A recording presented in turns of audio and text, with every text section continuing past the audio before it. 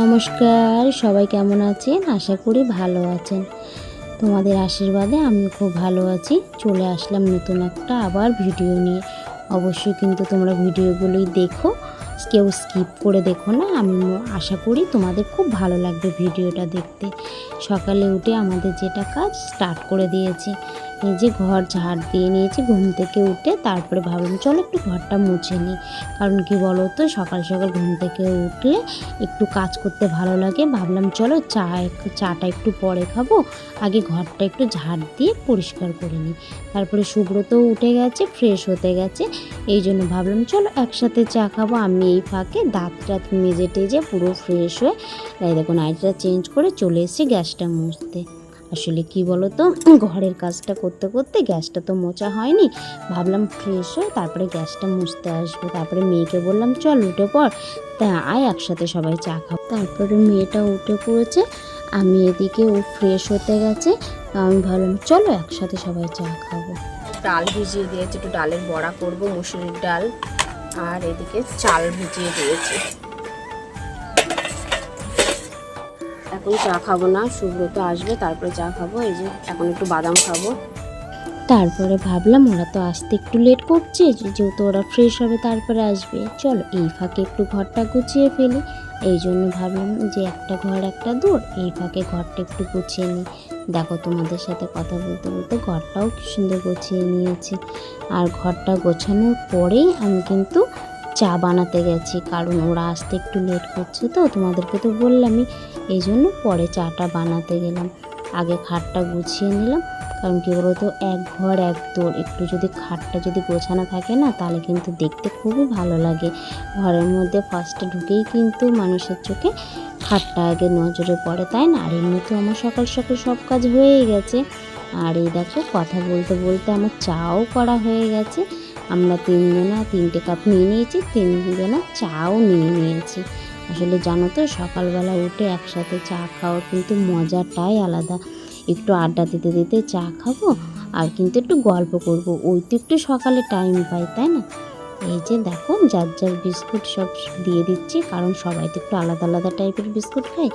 মেয়েকেও দিয়ে দিলাম, আমিও খাচ্ছি। তারপরে সবাই বসে তিনজনা মিলে বসে একটু চা খেতে খেতে কিছু গল্প করছিলাম। ভাবলাম চলো একটু গল্প করি, তারপরে তো মেয়েটা স্কুলে যাবে, ওই জন্য রান্নাটাও করতে হবে। চলো তাড়াতাড়ি করে রান্নাটা সেরে নিই। সকাল সকাল রান্না করে ফেলেছি, মেয়ে স্কুলে যাবে বলে ভাত করেছি। এই যে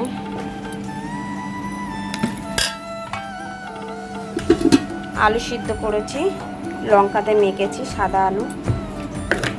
আর এই যে টমেটো দিয়ে ডাল করেছি, টমেটো দিয়ে ডাল করেছি। আর মুসুরির ডালের বড়া করেছি। একবারে দুপুর আর সকালের জন্যই করে ফেলেছি।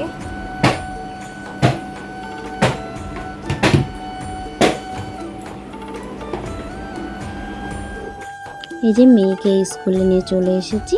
সুব্রত বাইরে দাঁড়িয়ে রয়েছে, মেয়ে স্কুলে পেয়ার লাইন করছে। তারপরে মেয়ে ঘরে ঢুকে গেলে আমি চলে আসব।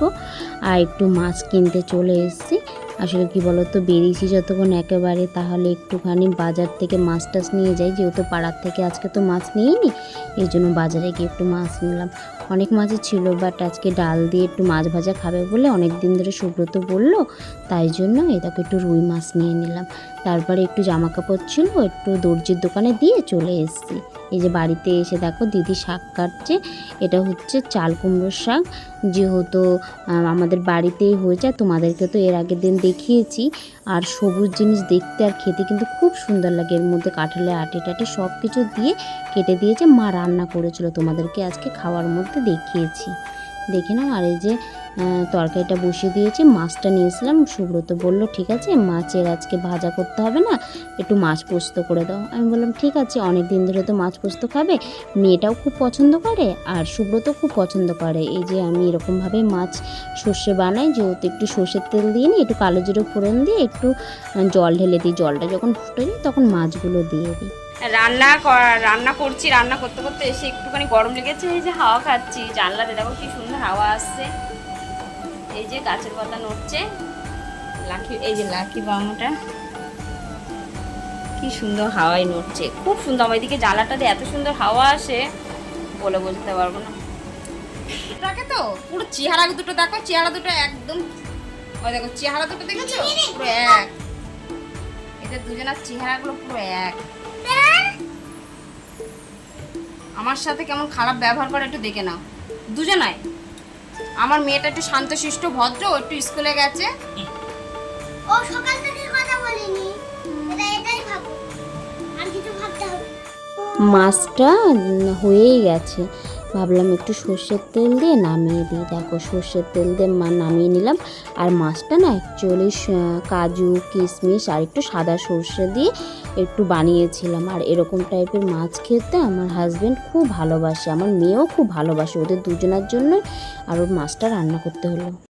এই যে মাঠে গেছিলাম তো দুপুরে খাওয়া দাওয়ার পরে, আর দেখো আকাশটা কি দারুণ লাগছে, আর চাঁদটা উঠেছে, খুব সুন্দর লাগছে দেখতে, দেখেছো? ভাবলাম চলো একটু ভিডিও করে নিই। রাতে একটু মাছ আছে, ভাত আছে, আর একটু শাকের তরকারি রয়েছে, আর একটুখানি ডাল বাইটে রেখে দিয়েছিলাম, কিছুটা সকালে ভেজেছি আর কিছুটা রাতের জন্য। রাতে কিছুটা গরম গরম ভেজে নিচ্ছি বড়া, আর ডালও আছে তার সাথে, ডালের সাথেই বড়া ভাজা আর মাছের তরকারি রয়েছে। এই পর্যন্তই খাওয়া দাওয়া রাত্রে শুরু। তোমাদের সাথে আর বেশি কিছু শেয়ার করতে পারছি না রাতে, এইখান থেকে ভিডিওটা শেষ করছি। তোমরা সবাই ভালো থেকো, সুস্থ থেকো, গুড নাইট। আসবো একটা নতুন ব্লগ নিয়ে, ঠিক আছে? আর দয়া করে তোমরা কেউ স্কিপ করে ভিডিওটা দেখো না, তোমরা সবাই পুরোপুরি ভিডিওটা দেখে তারপরে লাইক কমেন্ট করো। আর আমার নতুন বন্ধু বান্ধব দিদিভাই যারাই হোক, তারা যদি আমার চ্যানেলটাকে যদি একটু দেখে থাকো আমার ভিডিওগুলি, তাহলে অবশ্যই একটু সাবস্ক্রাইব করে দিও আর আমার পাশে থেকে যেও। বড়া ভাজতে ভাজতে তোমাদেরকে তো বলেই দিলাম যে আমি রাতের কি কি রান্না আছে আর কি কি খাবো।